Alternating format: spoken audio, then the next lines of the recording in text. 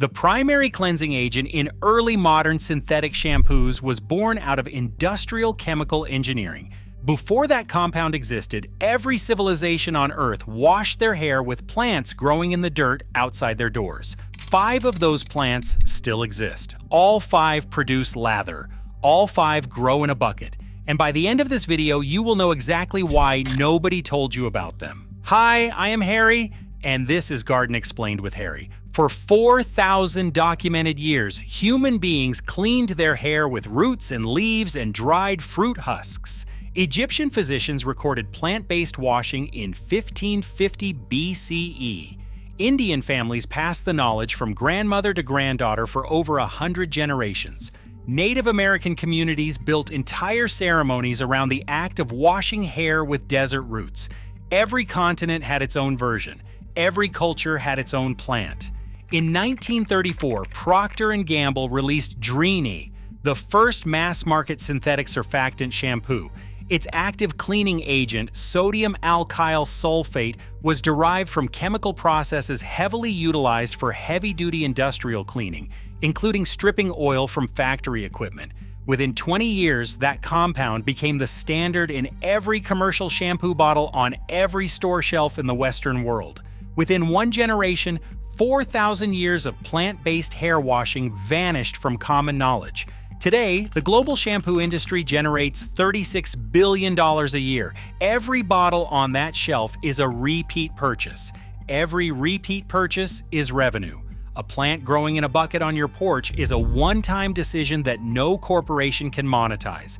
That is not a conspiracy. That is a business model. Here is what the bottle replaced. Certain plants produce a compound that foams naturally in water. This compound cuts oil, lifts dirt, and rinses clean. But unlike the synthetic version in commercial shampoo, it does not strip the natural oil layer from your scalp completely. Traditional cultures that washed with these plants never experienced the cycle that modern shampoo users know so well. The stripping, the dryness, the overproduction of oil, the need to shampoo again the next day. The product created the problem it claims to solve. The first of these 5 plants has been growing wild across Europe for over 1,000 years. Museum conservators still use it today, and it might already be growing in your yard. It is called soapwort. Its scientific name is Saponaria officinalis. That first word, saponaria, comes from the Latin word for soap. The Romans named it, they knew exactly what it did. Roman soldiers used soapwort to wash wool tunics in the field. Medieval textile workers called fullers used it to clean freshly woven fabric before it went to market. The plant grew so commonly near wool mills that it earned the folk name Bouncing Bet, after the washerwomen who worked the cloth. If you walk through the English countryside today and find soapwort growing wild near old stone ruins, you are almost certainly standing near the remains of a medieval mill. The plant outlasted the building. Here's the part that should bother you. The British Museum uses soapwort solution to clean antique tapestries. The Smithsonian uses it on delicate historical textiles. The Abegg Foundation in Switzerland uses it on fabrics that are 500 years old. These institutions will not risk synthetic detergents on irreplaceable artifacts because the chemicals are too harsh. They trust soapwort instead. If a museum considers commercial soap too aggressive for a piece of cloth, what does that tell you about what you are putting on your scalp every morning? Soapwort grows in USDA zones 3 through 9. It tolerates poor soil. It spreads aggressively once established. You can grow it in a container on a balcony or let it naturalize in a garden bed. One planting becomes a permanent supply. You crush the leaves or roots in water and it lathers. No processing, no packaging, no factory. You might have pulled this plant out of a flower bed last summer thinking it was a weed. If soapwort served all of Europe for 1,000 years, there was a counterpart doing the same work across Asia for even longer. In India, they call it Retha. In English, it is known as the soap newt. It comes from a tree called Sapindus mucoracea. That family name, Sapindaceae, translates directly to soap of India. Western botanists named it that because even they could not deny what the tree does. Ayurvedic texts reference Retha as far back as 1500 BCE. Families across the Indian subcontinent have used these dried fruit husks to wash hair, clean laundry, and polish jewelry for over 3,000 years. The method is simple. You take the dried shells, place them in a small cloth bag, soak them in warm water, and squeeze. The liquid lathers. It cleans, it conditions, it rinses without residue. A single soap nut tree begins producing fruit after about 9 years.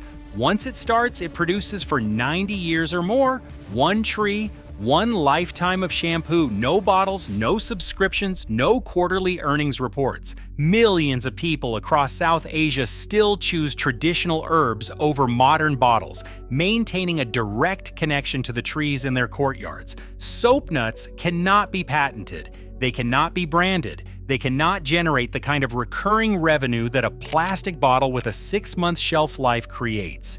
When something free outlasts the person who planted it, there is no business case for telling anyone it exists. But the oldest documented use of a plant for hair washing did not come from Europe or Asia. It came from the American desert. The Navajo people call the root of the yucca plant amole. The Hopi people use it. The Pueblo people use it. The Apache people use it. Ethnobotanical records from the 1800s document over 40 distinct uses of yucca across Native American communities. Hair washing was one of the most important. The yucca root contains compounds that foam aggressively when pounded and mixed with water. You dig the root, strip the outer layer, crush the inner flesh, and work it in a bowl of water. It produces a thick, rich lather that cleans hair without leaving it brittle or dry. This was not folk medicine. This was infrastructure. In Navajo tradition, the wedding ceremony requires both partners to wash their hair in yucca suds from the same basin. The plant was so central to daily life that it carried ceremonial weight. You do not build sacred rituals around something that does not work. When the reservation system forced Native American communities into dependence on government trading posts, commercial soap and shampoo arrived in boxes. Within one generation, traditional knowledge of amole began to fade in many communities. The pattern is identical to what happened in Europe and Asia. A free, self-renewing plant was replaced by a product that required purchase, transport, packaging, and repurchase. The dependency was the point. Yucca grows in sand. It grows in gravel. It grows in desert heat with no irrigation. You can grow it in a large container with fast-draining soil and almost no attention. The plant does not need you. You need the plant. The next one might be the most important of all 5. Its name translates directly from Hindi as fruit for hair. It is called Shikakai. Shikakai comes from a climbing shrub called Acacia conchana. It has been used across India, Bangladesh, and Sri Lanka for at least 2,000 years. In many Indian villages today, grandmothers still wash their hair with Shikakai, not as tradition, not as nostalgia, as standard daily practice, because it works better than the bottle on the shelf. Here is why. The human scalp maintains a natural pH of about 5.5. This slightly acidic environment protects against bacteria and fungal growth and keeps hair follicles healthy. Shikakai solution sits at a pH between 4.5 and 5.5. It matches the scalp almost exactly. Commercial shampoo typically runs at pH 6 to 7 or higher. Every wash pushes the scalp out of its natural range. The scalp responds by overproducing oil to compensate. The oil makes hair look greasy. The greasiness drives another wash, another bottle, another purchase. The cycle is not a flaw in the product. The cycle is the product. Shikakai does not create this cycle. It cleans without disrupting the balance. The hair does not overcorrect. The scalp does not panic. The person does not need to wash again the next day. The plant did not get replaced because it failed. It got replaced because it worked so well that there was nothing left to sell after it. Shikakai grows as a climbing shrub in tropical and subtropical climates. The dried pods store for months, Ground into powder, they ship anywhere in the world. A small bag lasts longer than 3 bottles of commercial shampoo. The last plant on this list is one you almost certainly already own. It is sitting on your windowsill right now. You have probably used it for sunburn, maybe for a scrape or a dry patch of skin, but you have never once thought of it as shampoo. It is Aloe vera. Egyptian physicians called it the plant of immortality. They documented it in the Ebers Papyrus, one of the oldest medical texts ever found, dating to approximately 1550 BCE. Across the Caribbean, families have used aloe gel to wash and condition hair for generations. In India, aloe has been part of Ayurvedic hair care for over 1,000 years. While aloe vera cleanses and conditions beautifully due to its enzymes and proteolytic properties, it does not foam aggressively on its own. Instead, it works as a soothing, conditioning wash that cleans without stripping. And because of the thick gel inside each leaf, it conditions at the same time. Aloe vera contains over 75 active compounds. Among them are enzymes that reduce scalp inflammation, amino acids that strengthen hair at the root, and vitamins that support the skin underneath. You do not need a lab to extract these. You snap a leaf, you scrape the gel, you rub it into wet hair. It works! Aloe grows from a single leaf cutting placed in a pot of soil. It grows indoors. It grows outdoors in warm climates. It grows in a bucket on a fire escape in Brooklyn. It requires almost no water. It requires almost no attention. One plant produces enough leaves to wash hair for a year. One plant produces offsets that become new plants. The supply multiplies while you sleep. You already had the answer in your home. You just never knew to ask the question. 5 plants, 5 continents of traditional knowledge, thousands of years of documented use. Every one of them produces a natural compound that foams in water, lifts dirt, and rinses clean.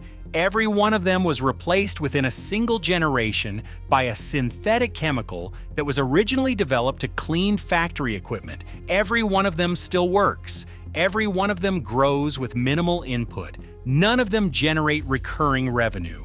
The shampoo industry did not eliminate these plants through force. No company sent agents to pull soapwort from English hedgerows or confiscate soap nut trees from Indian courtyards. The mechanism was simpler than that. A plant that grows in a bucket cannot be advertised. A dried pod that lasts 6 months cannot sustain a subscription. A tree that produces fruit for 90 years cannot justify annual purchases.